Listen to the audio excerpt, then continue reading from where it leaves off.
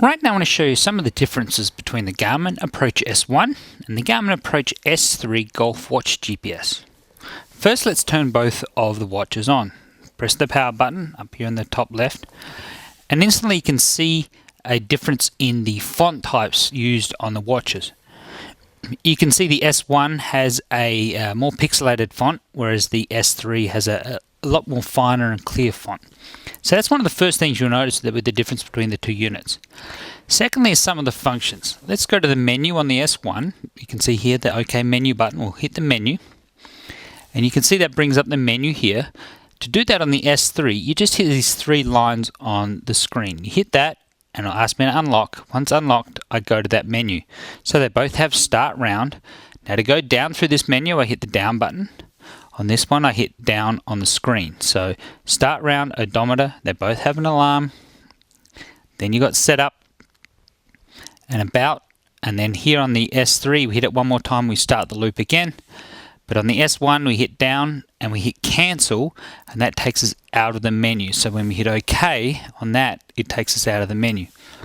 Another thing to note is when you want to go up and down on these units, on the S1 you saw I would hit up and down with the screen arrows, up and down like so. But the the S1, I would have to hit the up and down buttons here on the side. So you can see how that works. So let's start around on these units and just see how they compare when doing that. So let's start around. Let's hit OK on the S1, and let's go to menu, wake the unit up, start around by touching the screen. So this one here doesn't have an OK button, I just hit the touch screen. So you can see here the S1 has found the nearest golf course, and I can scroll through them by going down. You can see they're all listed as you go down the screen. And then the very last one here is cancel, which means that gets me out of this menu, and I can hit OK on that and it'll take me out of the menu. So that's how you can choose your golf course on the S1.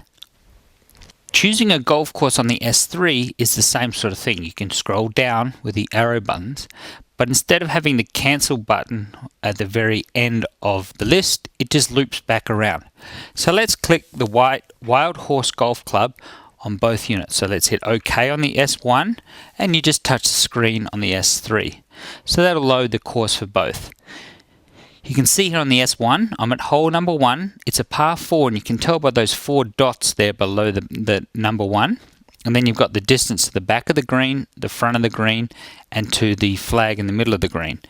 Same thing here on the S3, hole number 1, it's a par 4, and you have the distance to the front, the back, and the center. Now the other good thing about the S3 you can do is actually you can touch the screen and you can see layup information. I can also go back and I can go to the menu on this, and I can actually do a green view, which allows me to move the flag anywhere I want on the green relative to that day. And now my numbers have changed relative to where I put the flag, so my flag distance has changed. The S1 can't do that, so that's one of the advantages of the S3. Now if we go to the menu on the S1, so if we press and hold the menu, now I'll go to the top of the menu. Here I can end around. Let's go to the menu on the S3. Oops.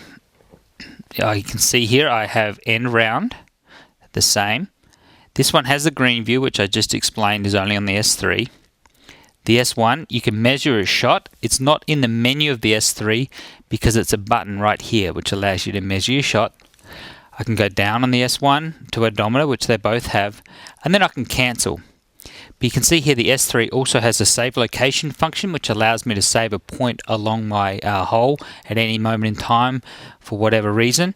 And then I can also lock the screen because this touch screen can be fairly sensitive, so you might just want to lock it as you're playing.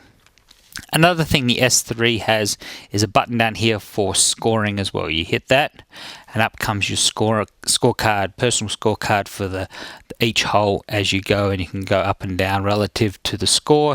It says even, on 1 under, whatever it might be. So that's how the two units work. And then right down to the similarities, you can go back to turning the unit off, and I'll turn off the S3. You press the top button here, shut down, and I can do the same on the S1. But for the S1, I hit down or up to say yes or no. When I'm okay, I hit yes, and then shut down the S3, I just touch the screen. So that's some of the feature differences of the Garmin Approach S1 and the Garmin Approach S3 Golf Watch GPS.